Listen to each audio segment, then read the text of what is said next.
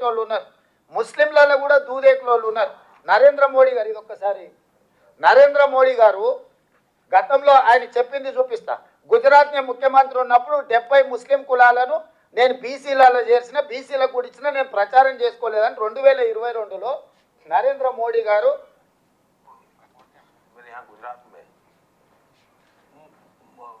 मुस्लिम संप्रदाय में मैं समझता हूँ कि 70 जातियां ऐसी हैं जो ओबीसी है, और मेरे गुजरात में जब मैं था उनको ओबीसी की कैटेगरी में बेनिफिट मिलता था, लेकिन कभी मैं मीडिया में नहीं देखा।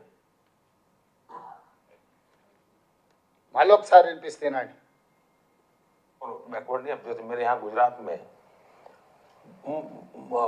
मुस्लिम संप्रदाय में मैं समझता हूँ कि 70 जातियां ऐसी हैं जो ओबीसी है, और मेरे गुजरात में जब मैं था उनको ओबीसी की कैटेगरी में बेनिफिट मिलता था, लेकिन कभी मैं मीडिया में नहीं देखा। ఏమన్నాడు మనందరికీ ఇంది వచ్చు. నేను నా గుజరాత్లో 70 జాతులు ముస్లింలు ఓబీసీలలో ఉన్నారు, నేను చేసిన వాళ్లకు. కాకపోతే నేను ఎప్పుడు మీడియాలో చెప్పుకోలేదని ఈ దేశ ప్రధానమంత్రి నరేంద్ర మోడీ గారు 2022లో అఫీషియల్ ఇంటర్వ్యూలో చెప్పిన ప్రధానమంత్రిగా. మరి ఇప్పుడు బండి సంజయ్ గారు రేవంత్ రెడ్డి తీసుకొచ్చి బీసీలను మన ముస్లింలను తీసుకొచ్చి బీసీలో కలిపిండి అంటాడు. డాక్టర్ బాబాసాహెబ్ అంబేద్కర్ గారు ఇచ్చిన రాజ్యాంగంలో దూదేకులోలు బీసీ బి గ్రూప్లు ఉన్నారు. ఎస్సీలు క్రిస్టియన్గా కన్వర్ట్ అయితే బీసీ సి గ్రూప్లు ఉన్నారు, ఎస్సీలు కూడా. మన వినయ్ గారికి తెలవాలి, ఎస్సీస్ ఎవరైనా క్రిస్టియన్ కన్వర్షన్ జరిగితే వాళ్ళని తీసుకొచ్చి ఎస్సీలను కూడా బీసీసీ గ్రూప్లో యాడ్ చేసిండ్రు కన్వర్షన్ జరిగిన వాళ్ళను.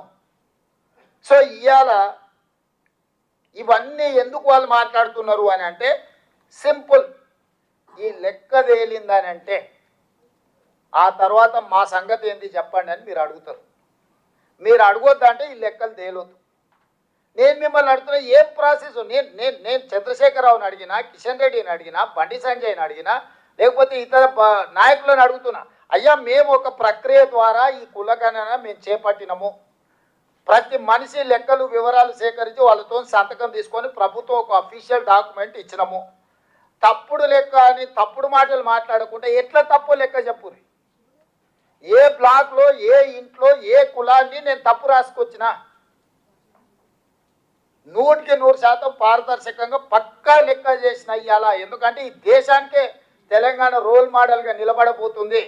ఇవాళ ఇన్నేళ్ళైనా మండల్ కమిషన్ని ఆయన ఎప్పుడో బీహార్కు ముఖ్యమంత్రి ఉండే, ఆనాడు 79లో మండల్ కమిషన్ ఇచ్చి ఈరోజుకి ఆయన పేరు మండల్ కమిషన్ అంటే ఒక వ్యక్తి పేరు. ఎందుకు ఈరోజు వరకు మీరు మనందరం ఎవ్వరు మాట్లాడినా మండల్ కమిషన్ మండల్ పేరు తీసుకుంటున్నాం అంటే చరిత్రలో నిలిచిపోయే ఒక గొప్ప చారిత్రాత్మక సాహసోపేతమైన నిర్ణయము. ఈరోజు రాహుల్ గాంధీ ఆదేశాల మేరకు మీరందరూ ఎన్నిక చేసి మీరందరూ అవకాశం ఇచ్చారు తెలంగాణ రాష్ట్రానికి నేను ముఖ్యమంత్రి అయినా. తెలంగాణ రాష్ట్రానికి ముఖ్యమంత్రి అవడం అనేది ఆషామాషి విషయం కాదు. నా జీవితంలో ఈ లెక్క చేస్తే రేపు భారతదేశంలో ఎవరైనా ఆనాడు తెలంగాణ రాష్ట్రంలో రేవంత్ రెడ్డి ముఖ్యమంత్రిగా ఉన్నప్పుడు బలైన వర్గాల లెక్క పక్కా తెలిసిండు. అది నరేంద్ర మోడీ రాహుల్ గాంధీ గారా లేకపోతే నేను ఇంకోరా చెప్పట్లేదు. ఎవరైనా ఈ దేశంలో ఒక నివేదిక గురించి చర్చించాలంటే తెలంగాణ రాష్ట్రం గురించి రేవంత్ రెడ్డి గురించి మాట్లాడాల్సిందే. ఇది చరిత్రలో నిలిచిపోయే చారిత్రాత్మకమైన సందర్భము. చరిత్రలో ఒక గొప్ప అవకాశాన్ని జారవిడ్చుకుంటే అంతకంటే రాజకీయ అజ్ఞానం కానీ లేకపోతే దురుద్దేశం కానీ ఇంకోటి ఉండదు. నేను రాజకీయ అజ్ఞానంతో లేను. నేను నాయకుడు ఇచ్చిన ఆదేశాలను అమలు చేసే ఒక కార్యకర్త, క్రమశిక్షణ కలిగిన కార్యకర్తగా నా నాయకుడు ఇచ్చిన ఆదేశాలను నా నాయకుడు తెలంగాణ ప్రజలకు ఒక మాట ఇచ్చిండు. మా ప్రభుత్వం తీసుకురండి, మీరు మీ లెక్క కట్టి పక్కాగా మీకు అప్పచెప్తామని మా నాయకుడు చెప్పిండు. సంవత్సరం తిరిగే లోపల ఆ మాట